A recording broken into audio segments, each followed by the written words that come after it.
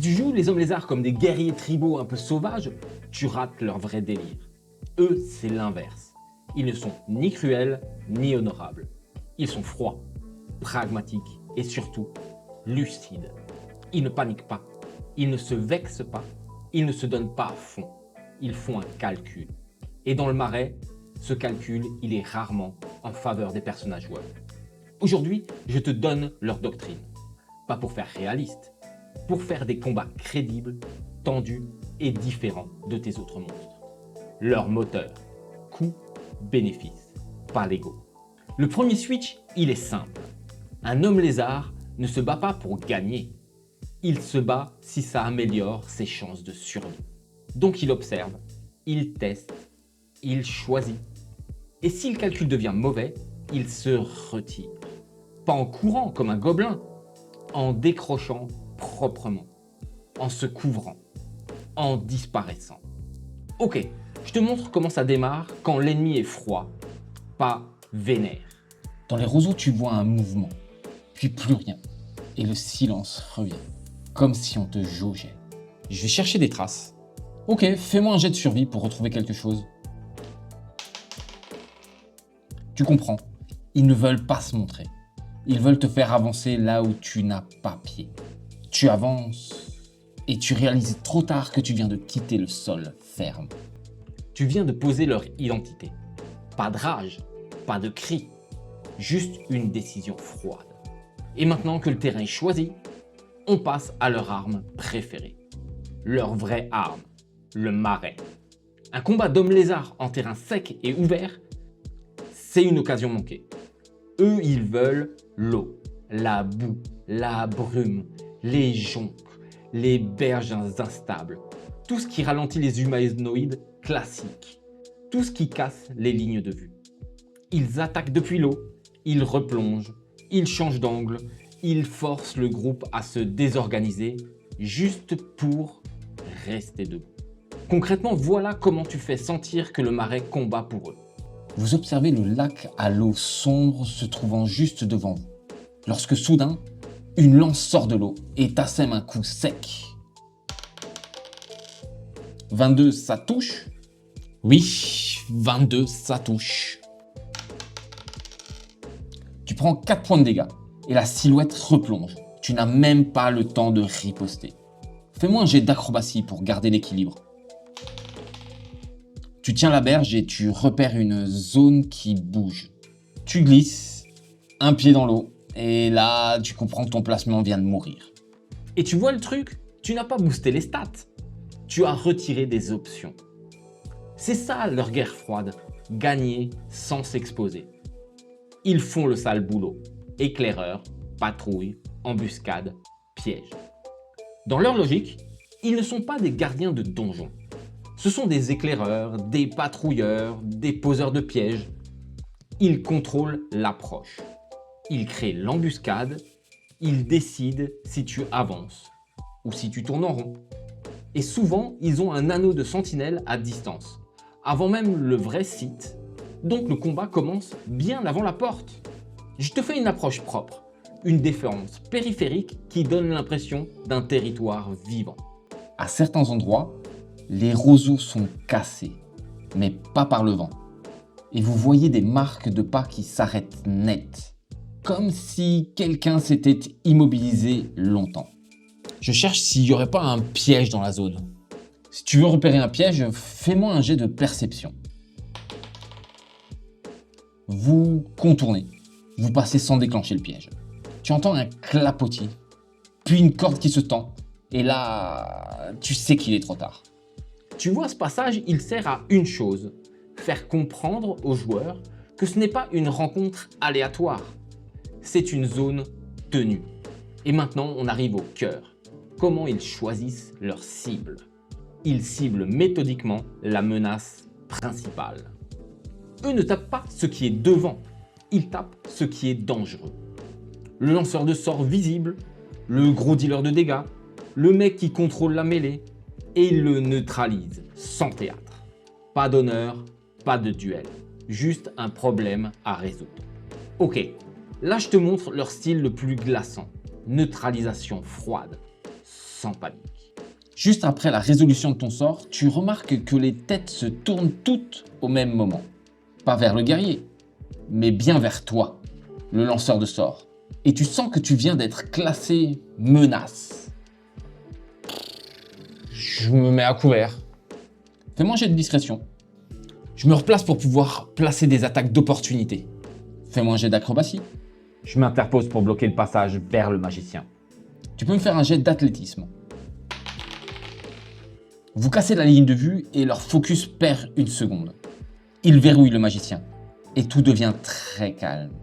Mais vous sentez le danger. C'est ça leur différence avec plein d'autres monstres. Ils ne jouent pas l'émotion, ils jouent la méthode. Et pour rendre ça encore plus concret, tu peux leur donner un outil commando.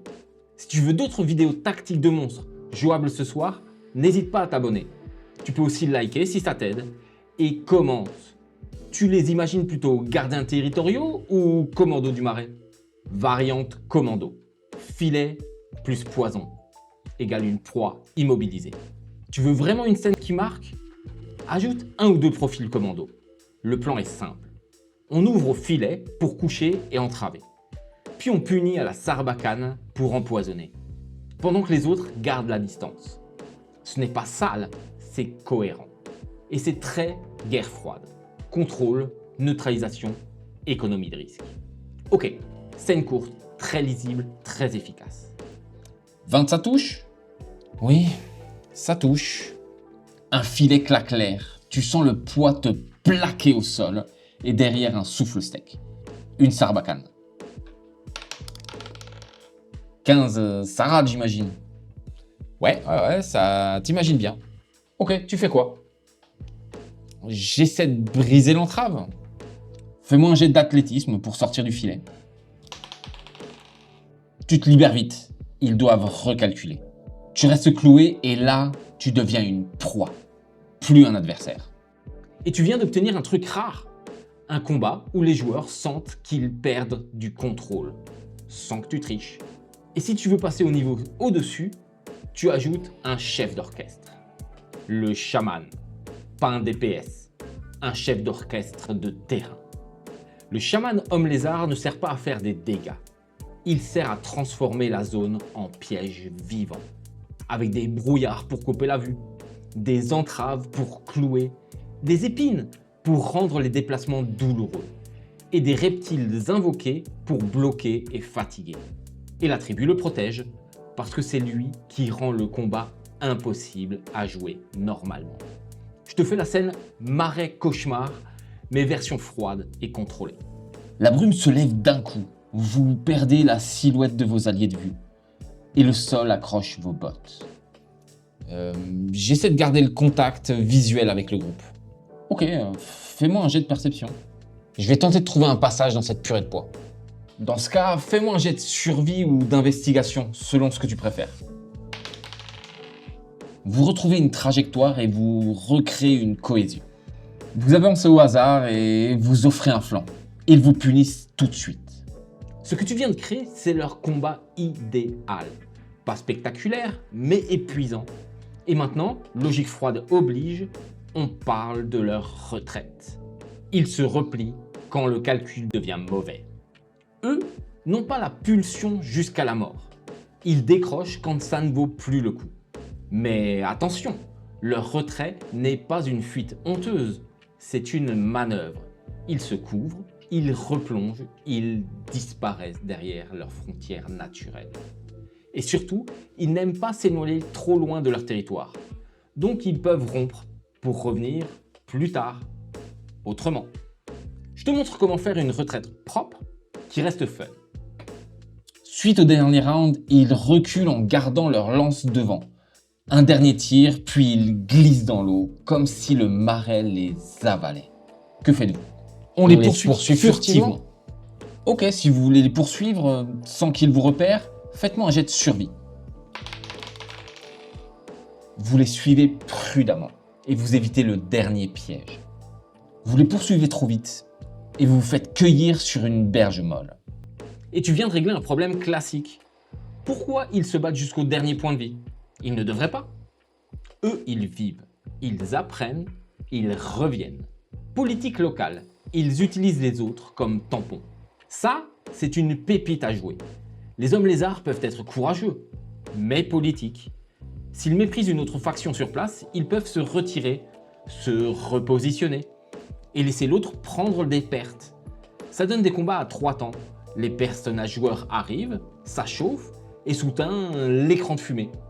C'est une autre faction qui mange les coups. Et inversement, si les personnages joueurs gagnent leur confiance, les hommes lézards peuvent basculer en mode chasse froide, poursuite, exécution. Ok, je te joue une scène guerre froide, parfaite. Ils ne prennent pas le front, ils laissent le front mourir. Vous voyez que les hommes lézards ne se jettent pas dans la mêlée. Ils se décalent et ils laissent l'autre groupe encaisser. Et ils gardent leurs angles. Faites-moi un jet de perspicacité. Vous comprenez le piège politique. Ils utilisent l'autre faction pour faire diversion pendant qu'ils vous encerclent. La faction en face vous semble hostile, alors que les hommes lézards semblent se désintéresser de la situation, mais en réalité, leur lance cherche vos flancs.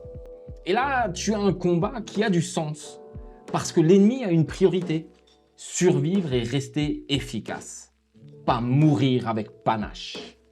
Option désamorçage, la nourriture parle leur langue. Dernier point, et il est important, les hommes lézards ne sont pas forcément en mode tuer. Ils peuvent attaquer, puis s'arrêter si tu réponds avec une logique de survie. De la nourriture, des ressources, peut-être même un accord utile. Ça te permet de varier tes scènes. Combat, oui, mais avec négociation froide, troc, passage sous condition. Je te fais une micro-scène où les personnages joueurs peuvent éviter le combat sans discours. Au détour du chemin, une patrouille d'hommes lézards surgit, leur lance levée, ils ne crient pas, ils vous pointent et ils attendent. Comme si la question était « est-ce que ça vaut vraiment le coup ?» Je leur propose des rations pour nous laisser passer. Fais-moi un jet de persuasion pour voir s'ils ne prennent pas ça pour de la faiblesse. Ils acceptent l'offrande et ils vous laissent passer. Un calcul froid, c'est rentable. Ils vous classent risque et là, ils passent en mode neutralisation. Ça te donne une palette complète. La guerre froide, ce n'est pas « ils tuent tout », c'est « ils font ce qui marche ». Le boss. Roi ou reine égale combat brutal soutenu par la tribu. Si tu veux une pièce chef, tu as un profil parfait. Un roi ou une reine qui aime le contact. Il choisit une proie, il plante, il se nourrit de l'impact et ses gardes font tout pour empêcher la cible de s'échapper. Dernière scène. Le boss n'est pas hystérique, il est clinique. Depuis le centre de la salle du trône dans laquelle tu te trouves, tu vois les gardes hommes lézards qui t'encerclent et leur roi qui avance lentement vers toi. Il ne cherche pas un beau duel, il cherche l'embrochage net. Et ces gardes te ferment les angles. J'essaie de pas me retrouver coincé. Ok, fais-moi un jet d'acrobatie. C'est bien, tu évites l'étau. Le roi semble recalculer ses options. Tu restes bloqué. Et là, c'est simple. Tu comprends que ça va être très compliqué. Et pourquoi ils sont froids. Et voilà, tu termines avec une menace crédible, pas un sac à PV. Le boss marche, parce que la tribu le rend efficace. Les hommes lézards, c'est la guerre froide. Pas de panique, pas d'ego, un calcul. Ils observent, ils choisissent, ils punissent les erreurs. Ils utilisent le marais, ils protègent leurs pièces clés et ils se retirent quand ça ne vaut plus le coup. N'oublie pas de t'abonner, ça m'aide énormément. Tu peux aussi liker si tu veux d'autres tactiques de monstres jouables. Et commente. Toi, tu préfères les jouer territoriaux ou commando ?